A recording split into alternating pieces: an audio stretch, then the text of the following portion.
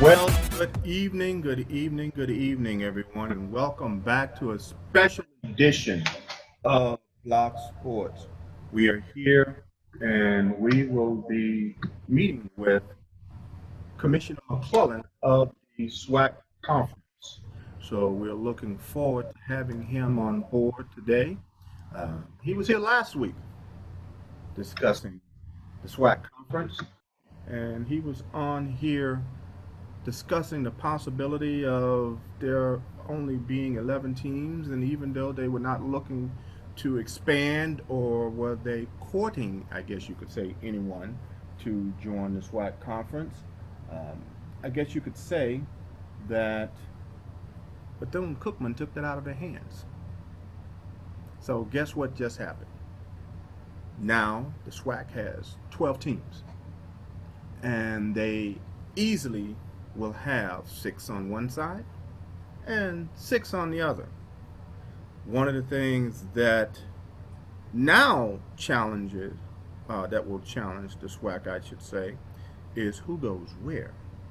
And one of the areas that I have for the SWAC conference, I should say, is a question or a quandary of who goes where.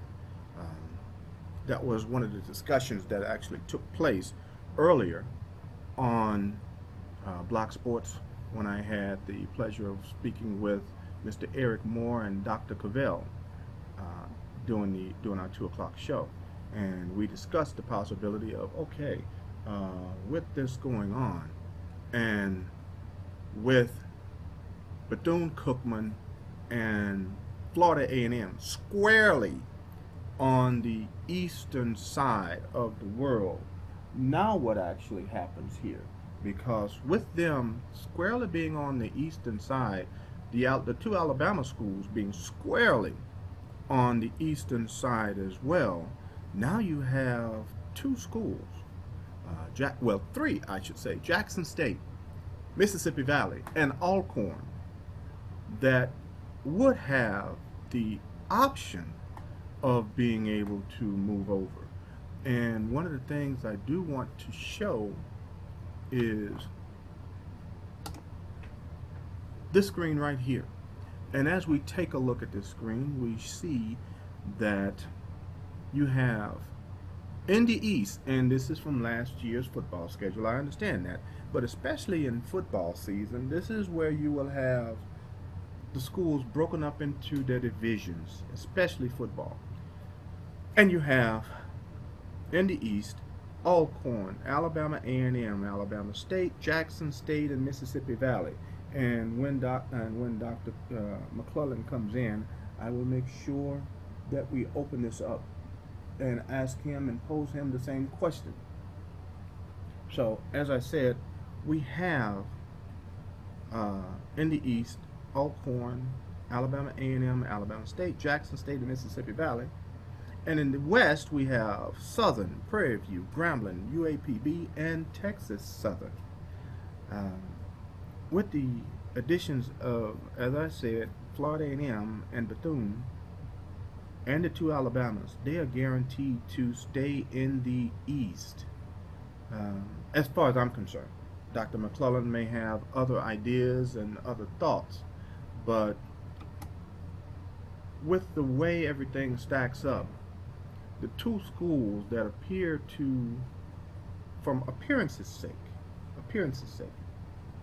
that would move to the West based upon how things are looking right now with this layout, would be one of the Mississippi schools. And based upon economics, a lot of people would say, well, economically, Jackson State is in a better position because of travel. And when you take a look at being able to travel to Prairie View and having to travel to Texas Southern?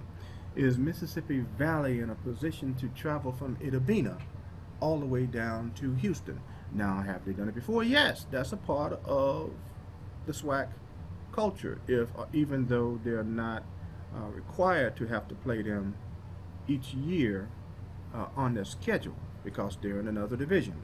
Whereas in the East Division, they had to play Alcorn, Alabama A&M, Alabama State, and Jackson State. So those were the schools that they had to play during that time frame.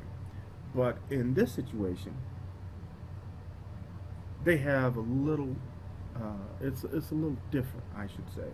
And so the question is what happens from this standpoint of who goes where and who plays where. So that's a question left up to the peoples at large and who will be playing and who will go where and who will be in what division. One of the things that Dr. Cavill brought up that was quite interesting is that you have natural rivals, and within those natural rivals, that could be a way that the schools are decided who goes where. Because Mississippi Valley does have a rivalry with UAPB. Of course, Jackson State does have a rivalry with Grambling and also Southern. And Alcorn has the same thing with schools in the West as well. So the question is, of those three schools, Mississippi Valley, Jackson State, and Alcorn, who would be the logical choice of being able to move over? Now, one of the things that we have not discussed on the show is, did anyone see this coming? I do have someone else that I could say that my son was in a position to say that he wanted to have Bethune to move over to the SWAC conference because that would bring up natural rivalries since Florida A&M would have had left the MEAC, and since Florida A&M had left the MEAC, they would still have the natural rivalry against Bethune-Cookman. But how would Bethune line up against everyone else in the MEAC? So that was the one discussion that I had with my son since he graduated from Florida A&M. And now, as soon as he heard the conversation, shortly after the decision was made by Bethune-Cookman to say, well, we're going to have an emergency meeting. And as soon as he heard that, he gave me a call saying, guess what I just heard? And when we had a discussion about that move, and then looking at the current alignment that we have in the East and the West, and now since Bethune-Cookman is over in the SWAC, wow, brings up a lot of conversation. And we now have on board Dr. Cavill, and we discussed this earlier today on the show about the natural lineup. And I tell you what, since you're on board, Dr. Cavill, I want to acquiesce and send this over to you. Oh, sorry about that. Bring this up again and bring up the standing as we talk about the natural alignment and the natural rivalries that we have. So if you would, I'm going to let you discuss this, if you don't mind. Yes, certainly one thing that we continue to visit in regards to this subject matter is the scheduling component of it. And obviously we focus on football, but I'm being intrigued with really all the sports. Basketball, men's and women, what is that going to look like? Are we talking about continuing the 16 game format? Or are we looking at going to 18, 20 game scheduling format? And what would that look like? Baseball, obviously, it looks like that'll be broken down in divisions. What are some factors in regards to, are there going to be any crossover games? Will that be independent in regards to the conference? moving forward? And if so, what will that possibly look like? Softball, where we do the just two divisions in Hmm. softball as well. Yes. Can you imagine what the track and field events will look like for this conference? Will Well, you now, still be able to do it where you do a combination of it, or will you have to shift it maybe a day or two to be able to get both men's and women's done? Where you start maybe a day with the women and then have the finals on the same day where you combine both women and men. So I'm intrigued how that may look. But as you said with football, one of the things that I think is out there that a lot of people are exciting, that is yes. blowing up on the social media platforms as it should be, on texts going around the country, people calling about that. Who is going to be the team out of the East that is moving over to the West? And so that's a fascinating discussion. I think in some of the dialogue that I've heard is that there will be some component of that that will go to the fans to help provide their opinions and analysis of how that may look going forward. So I think that's interesting. Where I Mm. come and break this down, as we talked about, is essentially going to basketball where you have what we call traveling partners in basketball, and everybody's familiar with the travel partners of Texas Southern and Prairie View, Alabama A&M, and Alabama State. Yes. But people may not be as familiar that the other six traveling partners are literally essentially located on that Mississippi, um, Louisiana, on up to Arkansas line. Some people look at the demarcation of the Mississippi River to some Hmm. indication. But essentially, as people know or may not know, is that the partners in basketball are not just divided by states, but they're actually located. We have Alcorn and Southern travel together, Grambling and Jackson State travel together, and Arkansas, Pine Bluff, and Mississippi Valley travel together. So if you look at that argument, while some people have kind of looked about whether it's Valley or whether they looked at it whether it's Alcorn, what I haven't quite heard a lot of, but it could be the case that Jackson State would come over to Yeah. keep that rivalry with Southern. And then Yes. you have the ability, depending on how you want to do the lineup, you might do something where you keep a rival on the schedule or keep two what they call designated rivals on the schedule in such a way that you have um, uh, Jackson State being able to keep their natural rivals with Mississippi Valley State And and Alcorn. and Alcorn, and vice versa. You can move Mississippi Valley State over there and designate two rivals for each team, but obviously in that case, the rival would be Jackson and Alcorn. Hmm. But in that case, you leave out the natural Jackson State Southern rivalry that exists. So Yes. it'll be interesting in terms of how you do that, because if you move over Alcorn, then you keep the rivalry for Alcorn, but you allow uh, two of the teams for Alcorn to be Valley and Jackson State, and then obviously one of the teams will be Jackson State for Southern. And so Yes. that means the two teams for Jackson State would be Alcorn and Southern. So you can do some unique things where you rotate the other four institutions over a nice 2 year period, Hmm. right? So that means in a 4 year period, you would see everybody in the conference at your home stadium at least once. And that's pretty Yes. nice to make sure that everything germinates, rivalries take place. But those are some things that I'm kind of hearing. Those are things that are out there from the SEC schedule when they move to 12 and you see it, Big Ten. So there's some natural components that take place in that scenario, so you can see it in that manner. Yeah. And so those are some of the things that I see taking place. Yeah, because I can tell you this is going to be one of those interesting areas that we take a look at more than anything else.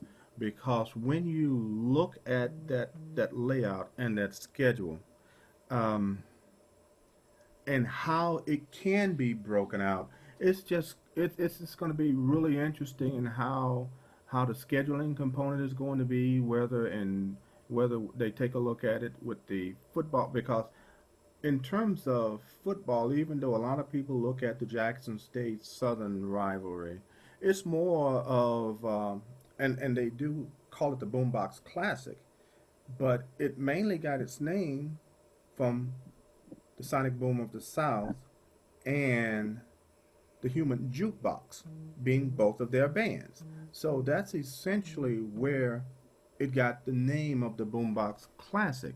So in terms of the football rivalry, it's just kind of interesting to see, just like what you just said, the Jackson State Southern rivalry, and even though there was never a natural rivalry between Jackson State and Grambling, but um, if Jackson State were moved over to the West, then some other rivalries, I guess you could say, could be formed, and it would just be kind of interesting to see where it would go. And with the Florida schools in the East and one of the Mississippi schools going over to the West, because, and you may correct me, but I think there is also somewhat of a natural rivalry between Southern and FAMU and Jackson State in Florida A&M, at least in the past. And unfortunately, as much as I hate to say it, it's been caused because of the bands. And as a matter of fact, I see Dr. McClelland is coming on board right now. And so this is one of those conversations, or this is one of those questions that we can pose to him in terms of the direction that he see the breakout going. But what do you feel as Dr. McClellan comes on board? What do you think about that? Yeah, I think it's going to be fascinating to hear from Dr. Charles McClelland in regards to how the conference under his leadership will look at the intricacies of what takes place here. And so when you talk about Charles, as he said in some of his other interviews, essentially he has a Lamborghini. It's something that I've asked him to go ahead and purchase. So as a friend that I can ride in the passenger side. But obviously he has a beautiful wife, and I don't want to get in any trouble with regards to that.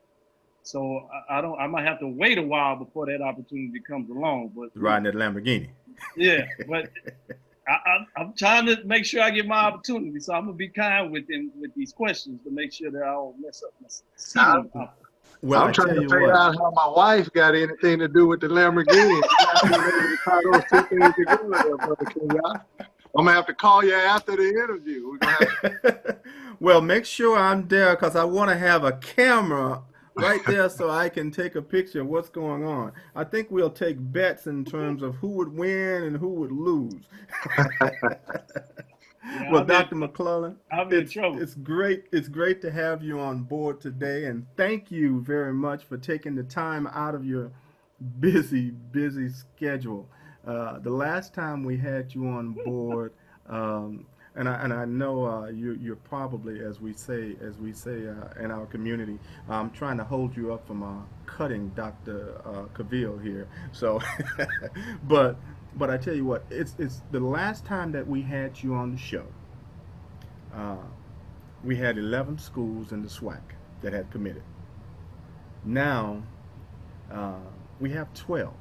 And at the time, uh, as you admitted, you were not engaging or looking to add on a 12th school, even though you had heard rumors of there were potentially schools looking to engage in conversations with you to join the SWAC. We had other schools that we were talking about. Albany State was one. And then all of a sudden, we hear Bethune-Cookman. I don't know about you, but that kind of caught me by surprise. Even though my son, being a graduate of Florida A&M, this was one of the things he was hoping for. So, with all of that being said, Dr. McClellan, I will turn the floor over to you and say again, thank you very much. And Dr. McClellan, the floor is yours. Well, I appreciate you, Michael, having me on your show. I'm glad I can catch you off guard. I get opportunity to read the blogs, and it's kind of interesting being on the inside and being able to look at a lot of those outside comments to see how close people are and where they are. But I can tell you when it came to expansion, and when we talked, there were several schools that have at least reached out and engaged. We knew that Bethune was a possibility because they were doing a study. They had had some preliminary contact with us.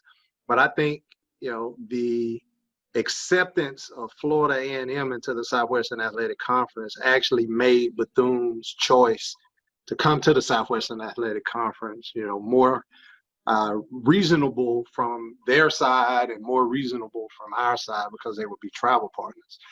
But let's talk a little bit about geographical, restrictions. We were in Florida.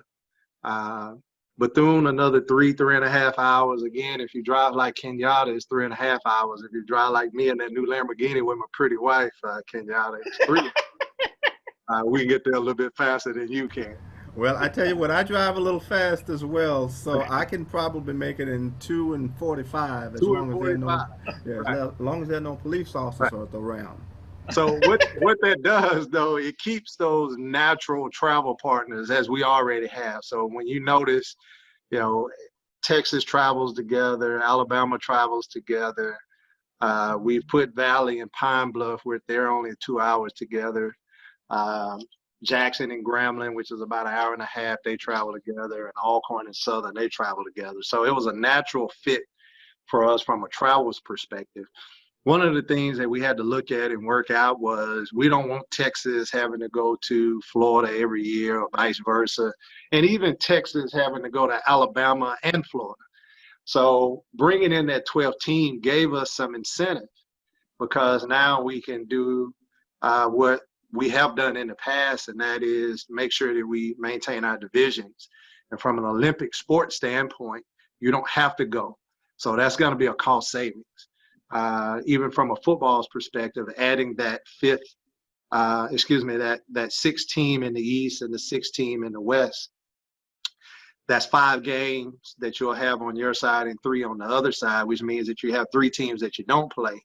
And given that each team you play will be a 2-year cycle, you could have theoretically 4 years of not even having to go to one or the other, just depending. I'm not saying that that's going to be the case, but scheduling wise, from a mathematical standpoint, we could do it to where you would go to Florida once,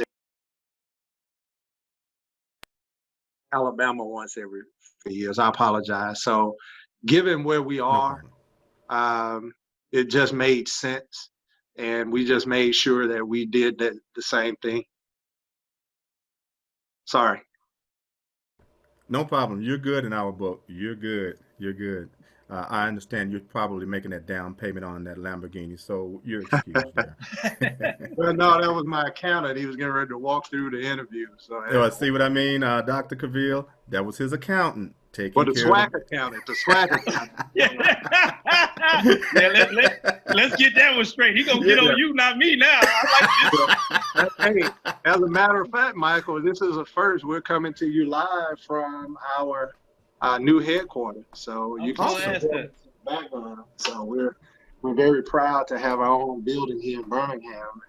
This is the first interview to where the nation gets opportunity to see who we are.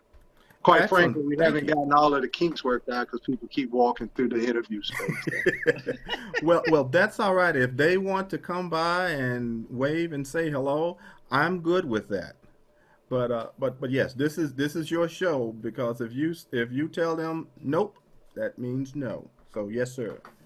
And but going back as you mentioned about the divisions and how everything is going to potentially be set up, uh, has have you come close to making a decision on who would go over to the West, Jackson State, Valley, or Alcorn? Well, we have an idea, but we also want to get everybody involved. We talked about it. I think we're working on it now that we're going to put out a poll so the fans can get in. Jason Cable, my senior associate, said, man, you better be careful. You don't want them to tell you to do something and you don't do it. They're going to be coming to burn down the house. So, but again, it's so fans can have some input on the direction. There's a lot of factors that will be involved, but we want to hear from all constituents, and hopefully they all lined up. If not, then we can deal with that as well. So we don't want to make a rush arbitrary decision. I can tell you there are going to be some key factors. The distance is going to be a key factor. We want to make sure that we maintain rivalries as well. That'll be the second factor. And then the competitive balance is the third factor. So a distance, making sure that you're not going all over the place, making sure that you maintain your rivalries. So if a school goes to the west, they still want to maintain those rivalries with the east. That'll be a part of that decision-making process, as well as competitive balance. Now, I've gotten a lot of emails about this school, that school, that school. You could be trying to say, I want to be on a competitive balance because of this sport, and could mess you up in another 4 or 5 others. But the one thing that I can tell you, regardless of what division you're in, you're going to have to be ready, because there are no more easy outs in the Southwestern Athletic Conference. No. Yeah, That's none. Amazing. Dr. Cavill? Yes, certainly. I wanted to follow up, and I was going to ask that question that we got to see the pictures about the new building. I think it was recently before everything seemed to shut down with COVID-19. And it's good to see that you're able to get out and get into the building. So if you would, for those that got to see the front part of the building from the picture that came out from the SWAC office, if you could give us a quick kind of layout as if we were walking into the building, where are you located in that framework? Well, right now I'm in the second reception room, to be very honest with you. We have 4 receptions. I don't think the picture really does the building justice. We're in Birmingham, so Birmingham, we have basements. This building is actually 3 stories, right? But you don't necessarily include the basement as a story. And on the main level where we are, you'll be able to see we have all of the helmets. We have the Hall of Fame jerseys up. My office is here. The workroom is there. There are about 6 or 7 offices where the accountant, there's 1, 2, 3, 4 offices here. So on this floor, we have 2 conference rooms. So on this main floor, we have about 20 offices and 2 conference rooms. We have a break room, a file room, a work room, another lounge area in the front. And then there's equal space upstairs and there's equal space downstairs. So we have almost 50 offices. We have 2 full break rooms. There are like 16 bathrooms, just to let you know how big this building is. So it's opportunity for us to expand. And ultimately what we talked about is it gives us an opportunity to take that bottom floor and turn it into the SWAC Hall of Fame. We're also going to give each member institution their own office. So when you come, you'll have a place to sit down, recruit, do whatever you need to do. And we'll probably merge those 2 together. Your office will be your Hall of Fame area where you could take pictures and do all of the things that you were wanting to do. So very excited, to have this building, more space than what we need right now, but it gives us room to grow and expand. Man, awesome. I thank you for taking it on that virtual tour in a lot of ways. That's pretty exciting news. A lot of people were excited about it, so thanks for sharing that for us. My next question is to get into a little bit of the scheduling. But obviously, a lot of it has talked about football, rightfully so. Everybody's excited about football. But I wanted to get into the other sports, but particularly basketball. And I know you probably have had a chance to kind of talk about what is it looking for basketball, but with the excitement we've had in the conference with basketball, with Texas Southern, a lot of it under your leadership there, VP of the athletic department during that time, that run, and then all of a sudden you had the school 90 miles down the road or so. Previously, you were the AD there as well. It resurrected itself, and it has won 2 regular seasons, so that rivalry is big. But right behind that, you had Southern University, Jackson State. So that what would be configured, I know it's not necessarily in divisions, because you'll play the whole conference. But scheduling wise, you might use a divisional format to allow Correct. you to schedule where you play teams. I think it is twice on one side and maybe not. Could you go a little bit more in terms of what that will look like, or maybe one other sport, so we can kind of get a voluminous approach of what you have to think about scheduling? And as you answer that question, go to the platform of what you do as a commissioner in regards to getting your involvement, such as not just a unilateral decision from the commissioner, i.e. you making this decision.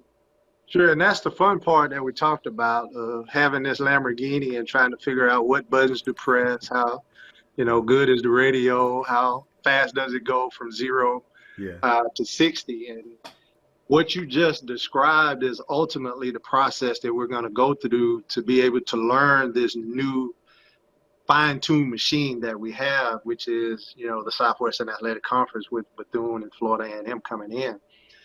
When you look at the sport of basketball, there are a certain amount of games that you can play overall. And I won't get into what an exempt tournament allows you to do if you don't play an exempt tournament. But quite frankly, you can play a maximum of 20 conference games. Right now, we play 18. If you bring in Florida A&M and Bethune-Cookman at the same time, which we're doing, and play each other home and away, that's 22 games. So that tells you right there, you can't play everybody twice. So at that point, you start to figure out, is it 18 games? Is it 20 games? I've even heard some people out there suggest 16 games. I'm not quite sure if 16 game is going to be the format, because part of that too is our overall plan to increase the level of competitiveness within the Southwestern Athletic Conference. Right, So right. playing Division I schools that you can play and win is a part of our strategic plan. So reducing the number of games will actually be counter to what we're trying to do to increase our net ranking from a conference standpoint, which overall increases our ranking as a basketball school, which talks about where we are when we get into the tournament, getting out of that perennial first 4 game and possibly getting a higher seed, and then on down the line trying to get more than one team into the league. The more Division I teams you play, the better your rankings will be. So when we go play NAIAs and Division IIs, it doesn't help us at all. If we happen to lose, it hurts us tremendously. And then when we go and play the Gonzagas and the Dukes and we get beat by 30 and 40, we start at the bottom and there's no way to come up. If we change our scheduling philosophy in saying that, and we talked about this on your show, Dr. Kenyatta Conville, if you change the scheduling philosophy that says if you are a 350 ranked team in the net, then we're going to allow you to play teams at this level. We're not saying you can't get your game guarantees. So, for example, if you just look at last year's net, instead of playing Duke, then we'll allow you to play Vanderbilt. You can still get your game guarantee, but you have to play within that level. What that's going to do is immediately raise our net ranking. So when we start playing each other, we're at mid-level and we can rise. What happens now is, for example, for Prairie View had the highest net ranking for our basketball teams. But when they got into the Southwestern Athletic Conference, because the majority of our schools were so low, even when they won, they couldn't rise. And every game they lost, they dropped significantly. Stephen F. Austin was another example in the Southland Conference. When they beat Duke, they were 39 in the net. They lost to Corpus Christi in double overtime, did not lose another game, but they dropped from 39 to 86, and they couldn't rise. So all of that is in scheduling. All of that is in that process. And I know I'm getting a little technical. You're like, what does that have to do with scheduling in the SWAC? It goes to our philosophy of 18 games or 20 games. Right. If you go with 18 games, in which we currently have, you can play everybody in your, and I'm going to put them in air quotes, division, but play those schools that are closest to you and maintain your rivalries. And then you play everybody on the opposite side of the division once, a home in year 1 and an away in year 2. So let's just take Prairie View and Texas Southern, for example, their travel partners. In that scenario, they would play everybody in the Western Division, and then they would cross over and play everybody in the Eastern Division one time. That would be 6 games. So they would go to Florida, they would play Florida A&M, and they would play Bethune-Cookman. They would come home. Bethune-Cookman and Florida A&M would come to them in the following year. And then that'll leave you 1 game where you can play somebody in the other division that's closest to you to be able to maintain those rivalries. So when you start talking about moving a team, whether it's Valley, Jackson State, or Alcorn, they're going to want to keep those rivalries going. Right. So whichever school goes to the Western Division, you could leave that extra game for them to be able to play that team home and away, or two teams. So again, there's some work that we have to do, but we have to balance the distance piece, the competitive piece. And when I say when basketball, talking about the net and who you play and making sure we don't give you too many games to go play all of these NAIAs and Division twos, and then allowing you to maintain those rivalries where you can get both games in. So again, we got some work to do, but that's going to be the fun part. But that will be the basis of it. And you talked about it. We're going to start at the coaches level. Then it will go up to the ADs and SWAs and ultimately to the president. So it'll be a collaborative process. It won't be us just saying, this is the way it's going to be. We're going to have to look at all sports, potentially all sports. There are some sports that are not going to change. Bowling won't change. They all go to the same place. Mm-hmm. Golf won't change. They all go to a roundup. Tennis won't change. They all go to a roundup. Track won't change. They're all, in one place. But everything else is an opportunity for us to look to see what we're doing. There's another thing that I saw out there that has always been an issue. I don't know if we're going to be able to correct it. But now is the time to look at it, and that is when you play your rivalry games. At Texas Southern, I always hated playing Prairie View when school was out. This is an opportunity for us to look at that and possibly reshuffle. I don't know if we can work that out, but now is the time to take a look at it. Mm. You bring up some very interesting points there, Dr. McClelland, and because this is a good time to take a look at other options that are on the table that I guess you could say you could not previously, but now since everything is on the table, a lot of options are right there before you. Now is a good time, better than any, to make those adjustments. And I don't know if this is a good time to ask this question, but this is something that has been posed to me from the outside about being able to develop a super conference for HBCU, and with the addition of the two schools from the MEAC, other schools have been rumored to take a look at this WAC. Is that even something that you've even considered, or has that been even posed to you? Well, I would say this, Mr. Jefferson, and all of my answers are always long, and I'm going to give you one short answer for a change. In my humble opinion, we are that already. Yes, I agree with that. And I have to agree. And that's the one thing that I actually said, and I'm glad you almost said verbatim, essentially what I said, because with the schools that we currently have that are in the SWAC, yes, there are other conferences that are out there. You still have schools that are in the MEAC. You have the SIEC. You have the CIAA. And you also have the GCAC. But as far as I'm concerned, the major, and you have some independents, right, that are out there. But as far as I'm concerned, as I told a couple of those individuals that came to me and said, you know what, this would be a good time to take a look. And I said, who else or what other schools would be in the league of being able to compete against the schools? Because you alluded to earlier, top to bottom, there is no easy win. Yes, right. there are schools that may have not done well as far as the statistics go in terms of wins and losses. But that's historical, right? If you go back and you look at it from a long time frame, those schools have done very Exceptionally well. well. Right. And again, I represented one, Prairie View A&M University. If this happened 15 years ago, we would not have been a school that people would have been looking at. If anybody should have been booted out of the Southwestern Athletic Conference, it was the only remaining charter member, Prairie View A&M University. But Prairie View got its act together and look where they are now. So you have to look at the entire cycle. You have to look at the entire historical perspective. You can't really just look at the right now footprint. There are going to be teams that are going to be highly competitive, and there are going to be teams. There's always going to be somebody at the bottom, unfortunately. So, Yeah, unfortunately. And I apologize for cutting you off, but I do want to talk about a point that you alluded to. Yes, sir. And you talked about Albany State, not that we even talked to or looked at Albany State, but when you look at bringing teams now into the Southwestern Athletic Conference, you have to look at teams that can compete in the Southwestern Athletic Conference. Division II in football, they have 36 scholarships. Yes. Unless you commit to getting your scholarships up to 55 to 60, you're not going to be able to compete.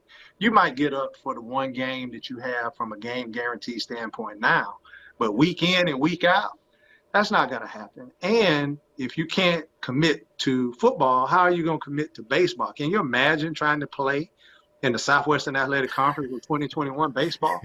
I mean, No. we have, softball, track, Yeah. tennis, golf, bowling.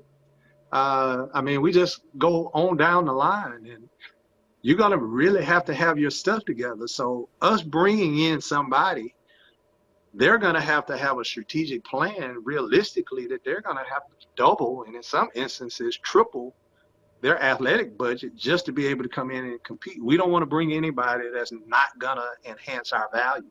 So when you look at the grand scheme and the scope, there are only very few schools that have that capability of doing so. Yes, sir. And one last question, well, that I have, and that is in regards to the well, not the contract, but in terms of exposure. Currently, you're with ESPN, and you're looking to expand SDN or the SWAC Digital Network. How will this conflict now um, with what you're looking to do with expanding the SWAC Digital Network? Well, I think that's a good question. From a SWAC Digital Network perspective, we're not looking to expand. So from an ESPN perspective, and this is something that we looked at last year, and it actually paid dividends for us this year via sponsorships and even the ability for people to get excited about FAMU. We only wanted games on that ESPN platform that were representative of what the SWAC was all about. In the past, we just kind of arbitrarily had games on. They'll come on Thursday night. Nobody was in the stands, and that started to be the public perception. What we did this year was we actually put our money in that we were spending on SWAC Digital Network and delivered that content to ESPN. What we were able to do was control the broadcast. They were my broadcasters. Some of it was my commercial. I could have people on, I could interview, and that's the marketing opportunity that we have. So I invested the money, and then I went out and sold opportunities to say, hey, we'll get you on TV. We'll interview you at halftime at the basketball championship. Every school has the ability to stream their games. If they're not on ESPN, they're streaming their games. So why would I take their stream and put it on the SWAC Digital Network and take away from their ability to go out and raise money? Texas Southern, they have AT&T Sports South, right? Yes. So they have a regional television deal. Why would I take their regional television deal to put it on the SWAC Digital Network? So we are going to utilize the SWAC Digital Network to put content out that we can't get on ESPN. But what we did for football last year now has given ESPN the notion, and they've come back and say, well, Charles, if you can produce at the same quality that you produce these games, we'll give you the platform on ESPN. So now we can start getting some softball on. We can start getting some of those things on. Be difficult in track because track is 2 days, all day, every day, and we want to show that, right? We want to show the entire softball tournament. So we'll utilize SWAC Digital Network, but the focus is to enhance our brand. And we're doing that through our partnership with ESPN. And why, you ask? Because when the contract comes up, I can prove how valuable our assets are. That's and right. now you have to compensate me for it. Yes. Well, Dr. Cavill, because Dr. McClelland, I know that you are limited in terms of time. Yes, sir. But Dr. Cavill, do you have any additional questions that you would like to ask?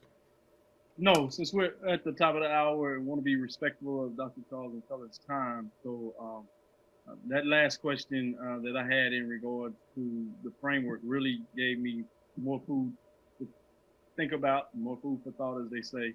And so I'm good with my question. Yeah, and you can save it for tomorrow. Everybody that's watching, tune in to Dr. Kenyatta Cavell show tomorrow. That's right. Sports Lab. And as a Yep. matter of fact, I'm glad you mentioned that. Thank you. That's the one thing, and I'll say this and close out with this. This is one of the things that we have to do is to make sure that we support each other. On our show earlier today, I enabled Dr. Cavill and also Mr. Eric Moore to make sure that they promoted their shows. Because if we don't take the time to promote each other, it's a guarantee no one else will. And so thank you very much, Dr. McClelland, for promoting Dr. Cavill again. Because this is the one thing we want to make sure that we do is to make sure that we push, we promote, and get out everyone. And not only that, but also the brand of the SWAC conference. The more information that we can push and promote each other, the better. Well, we're all in this together, and that is the reason why I make sure that my policy is if you want me on, I'm going to come on, because you are the voice of the Southwestern Athletic Conference. And I don't know if people have started to pay attention to it, but we've started to develop our own network where the outside people are coming in, getting our voice and Yes. reporting from the outside. So if you want information about the Southwestern Athletic Conference, they're having to come to us now. And I think that that is strategically done, but I also think that it is very important. And we will continue to do it, and we're all in this together, and we're going to move forward together. Well, thank you again, Dr. McClelland, and much success to you in regards to everything that you're doing with the SWAC conference. Thank you again, Dr. Cavill, for being able to join us on the show. But more than anything else, to the viewers, thank you again for being able to come out, listen, and pay attention to what's going on. As far as I'm concerned, as I've already mentioned to others, is the Super Conference of HBCU sports. And yes, we're here with the SWAC Commissioner, Dr. McClelland, Dr. Charles McClelland. And congratulations on moving in to your new offices. And I look forward to coming to visit and maybe able to set up an interview. A little tour here. This is all of the Oh, that looks good. Oh, yeah. Here we go. Right? Here's all of the helmets. Wow. We got 2 spots. FAMU and Bethune-Cookman. See? And this is the wall of fame here in the Southwestern Athletic Conference. Mel Blunt, Lou Brock, Michael Strahan, Robert Brazil, Yes. Jerry Rice, Willis Reed, Woo-hoo! Willie See? Davis, Nice. Walter Wow. Payton, Yes. John Stallworth, Charlie Joyner, Jackie Slater, Buck Yes. Buchanan. So this is the Southwestern Athletic Conference, and this is what we're all about. So again, I'm going to sign off. And, Yes, sir. we'll Well, I talk tell to you what, later. Dr. McClelland, thank you for the tour, and you be blessed and stay safe. And as a matter of fact, with your sign off, I am signing off here from Block Sports. So everyone, love you, stay safe, and stay successful. God bless you, Dr. Cavill, Dr. McClelland. Have a nice night. Thank you. You again.